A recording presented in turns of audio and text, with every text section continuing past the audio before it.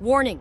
This episode of Data and Dissonance discusses international conflict, authoritarian regimes, U.S. foreign policy, economic warfare, and the potential for military escalation. Some topics involve ongoing situations, disputed claims, and rapidly developing events.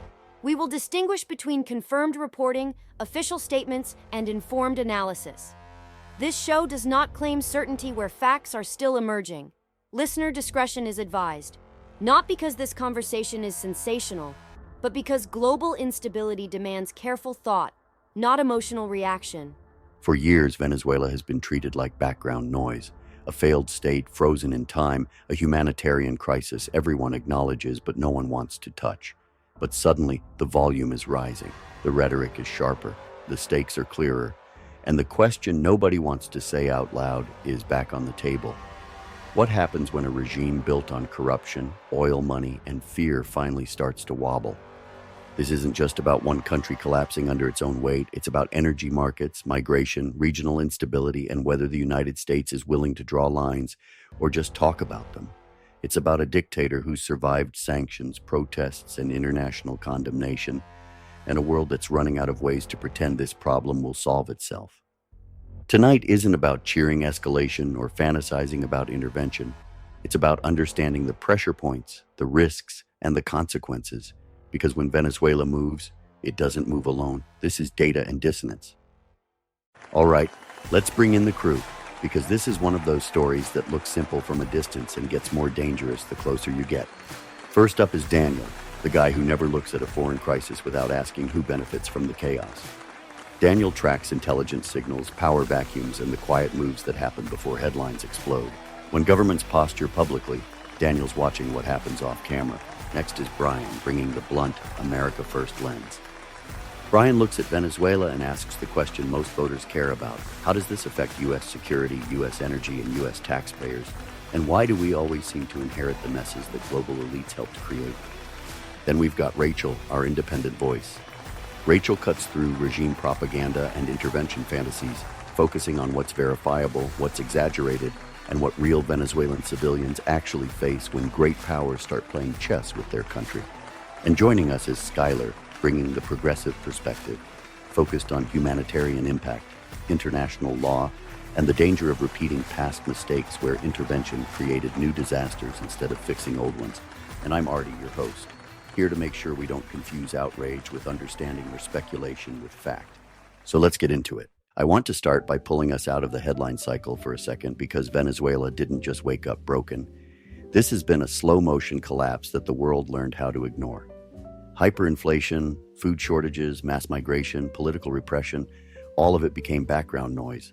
And now suddenly, everyone's paying attention again. Daniel, when a regime like this stays in power as long as Maduro's has, what does that tell you about how it's actually functioning behind the scenes? It tells me the regime isn't surviving because it's strong. It's surviving because it's adaptive. Authoritarian systems like this don't rely on legitimacy. They rely on leverage. You control the military, you control food distribution, you control energy revenue, and you make loyalty transactional. The second loyalty becomes optional. The whole thing cracks. What we're seeing now feels like the stage where the regime still has force, but it's losing flexibility. And that's the most dangerous phase because leaders start making moves based on fear instead of strategy. And let's be honest about something. Venezuela isn't just some faraway tragedy. It's sitting on massive oil reserves while Americans are told energy scarcity is inevitable. For years, we sanctioned the hell out of them without actually backing it up with a real long-term plan. We let China and Russia step in, cut deals, gain leverage, and now suddenly everyone's acting surprised that Venezuela didn't magically democratize. Sanctions without enforcement or follow-through don't fix anything. They just freeze problems in place until they explode. But that explosion doesn't just hit the regime. It hits civilians first, every time. I think that's where a lot of people get uneasy with this conversation. It's easy to talk about pressure and leverage when you're not the one standing in line for bread or medicine.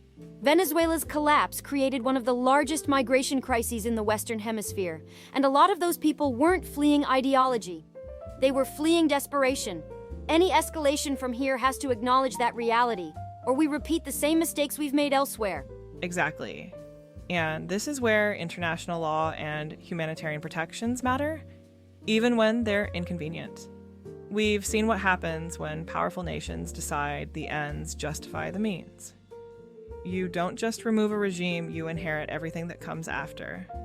Instability, power vacuums, militia violence, organized crime. Venezuela already has criminal networks embedded in daily life. If this collapses the wrong way, it doesn't become a democracy overnight. It becomes chaos. But here's the uncomfortable counterpoint. Doing nothing hasn't worked either. The wait-it-out strategy didn't weaken the regime. It hollowed out the country. And that creates a moral dilemma nobody wants to own, because every year that passes without change is another year of suffering, another wave of refugees, another opportunity for hostile actors to entrench themselves. Daniel, do you think the world waited too long to deal with this? Yes, but not because the solution was obvious. The delay happened because Venezuela became politically radioactive. No one wanted to touch it because any move could be framed as imperialism, exploitation, or warmongering. That fear created paralysis. Meanwhile, the regime learned how to survive sanctions, reroute money, and weaponize sympathy narratives internationally.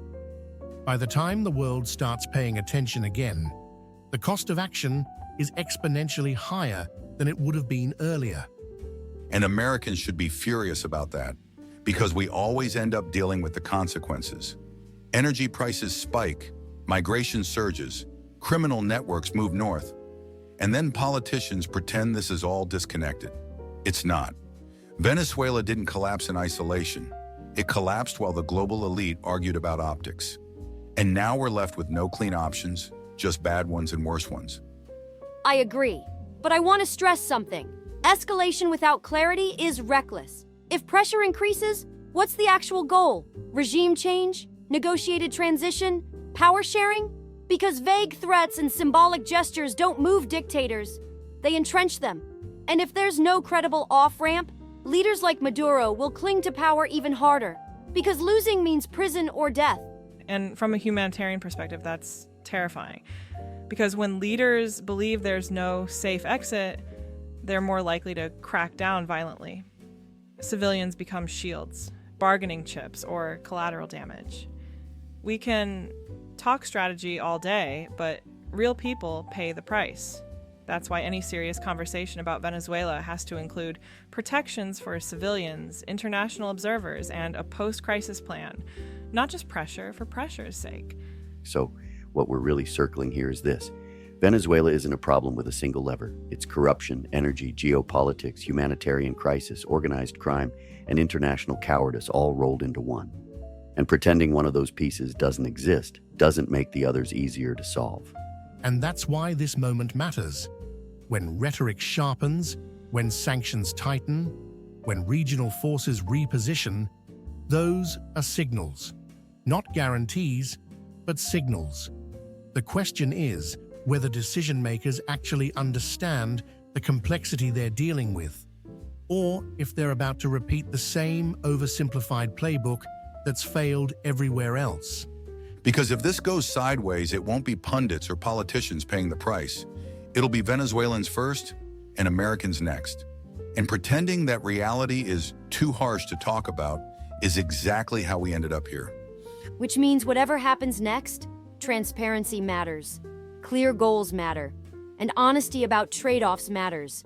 There is no risk-free path forward, but pretending there is might be the most dangerous lie of all. And that's where we're going to pause, because Venezuela forces a question nobody likes answering. How long can the world tolerate a failed state before inaction becomes its own form of violence? Quick pause. If you want to support Data and Dissonance and keep this show independent, check out the Data and Dissonance merch store. Coffee, hoodies, hats, mugs, gear that lets you support honest conversations without corporate filters or political strings attached. Every purchase helps us stay unbought, unsponsored, and unafraid to cover stories that don't fit neatly into talking points. Links in the description. And as always, thank you for backing independent media. Venezuela is one of those stories that exposes how uncomfortable reality becomes when slogans stop working. Because it's easy to chant about democracy from a safe distance, it's easy to condemn dictators in press releases, and it's easy to believe that time alone will solve problems we don't want to touch. But Venezuela proves something harsher, that neglect isn't neutral, it has consequences. And when powerful nations decide that a failing state is someone else's problem long enough, the fallout doesn't stay contained. What we're watching now isn't the beginning of Venezuela's crisis, it's the bill coming due. Decades of corruption, ideological capture, and institutional rot don't collapse cleanly. They calcify, they become normal, they turn suffering into background noise. And eventually the world stops asking how to fix the problem and starts asking how to manage the damage. That shift matters because once a country reaches that point, every option carries moral weight, not just the ones that involve action. There's a temptation in moments like this to reduce everything to teams and talking points, to frame Venezuela as proof that one ideology always fails or that intervention is always evil. But real life doesn't obey bumper stickers. The truth is messier. Doing nothing allowed suffering to metastasize. Acting rashly risks making it worse. And the space between those two failures is where leadership is supposed to live, not in comfort, not in certainty, but in responsibility. What makes Venezuela especially dangerous isn't just the collapse itself. It's the way it intersects with everything else. Energy markets, migration, organized crime, foreign influence, humanitarian disaster. This isn't an isolated fire, it's a structural one. And history tells us that when those fires are ignored long enough, they don't burn out, they spread. They cross borders, they destabilize neighbors, and eventually they force decisions that are far more painful than the ones that were avoided years earlier. There's also something deeply revealing about how the world talks about Venezuela. Notice how quickly the conversation shifts away from accountability and toward fatigue. How often suffering becomes an abstraction once it lasts too long. How easy it is to normalize dysfunction as long as it doesn't disrupt the comfort of people far away. That's not just a policy failure, it's a moral one. And it's a reminder that global leadership isn't measured by how loudly you condemn injustice, but by how consistently you confront it before it becomes catastrophic. For the United States, this moment should force a hard look in the mirror. Not because America is responsible for Venezuela's collapse, it isn't, but because pretending disengagement is wisdom has consequences too. Influence doesn't disappear when you step back. It gets filled by someone else. Power vacuums don't stay empty. And when authoritarian regimes learn that patience outlasts pressure, they don't reform, they entrench. None of this means there's an easy answer. There isn't. Anyone telling you otherwise is lying, but difficulty doesn't absolve responsibility. Complexity doesn't justify paralysis, and fear of being wrong isn't an excuse for refusing to decide. The cost of delay is rarely obvious in the moment. It shows up years later in fewer options and higher stakes. So tonight isn't about predicting what happens next in Venezuela. It's about understanding why it matters that we pay attention now. Because when systems collapse slowly, the world always convinces itself there's more time, and there almost never is. We'll keep watching this story, not for spectacle, not for outrage, but because how the world responds to failing states tells us a lot about where it's headed. And because silence in moments like this is never neutral, that's where we'll leave it tonight. This is Data and Dissonance. Remember to speak truth. Stir thought. Tonight's episode of Data and Dissonance is brought to you by the Caleb Rourke thriller series. Because sometimes fiction is the only place left where accountability still exists. If you're tired of watching real-world systems fail upward, bury mistakes, and dodge consequences, the Caleb Rourke books take you into a world where corruption doesn't get press conferences. It gets confronted. These are high-stakes political thrillers rooted in intelligence work, power struggles, covert operations, and the uncomfortable truth that institutions don't collapse all at once. They rot slowly, quietly, and then all at once. Book 1, The Covenant Protocol, drops you into a world of classified programs and buried decisions that were never meant to see daylight. Book 2, The Prophet Directive, raises the stakes, pulling back the curtain on how ideology, influence, and silence can be weaponized at the highest levels. And just released, Book 3, Black Echo Rising, where the consequences finally come due. Because nothing stays hidden forever, no matter how badly powerful people want it to. These aren't escapist novels. They're reminders. Reminders that systems only work when someone is willing to challenge them, that truth doesn't surface on its own, and that silence is always a choice. If you like your thrillers grounded, intelligent, and uncomfortably close to reality, you'll feel right at home. You can find the Caleb Rourke thriller series on Amazon right now. Links are in the description. Supporting the book supports this show, supports independent creation, and helps keep Data and Dissonance exactly what it's supposed to be: unfiltered, unbought, and unafraid.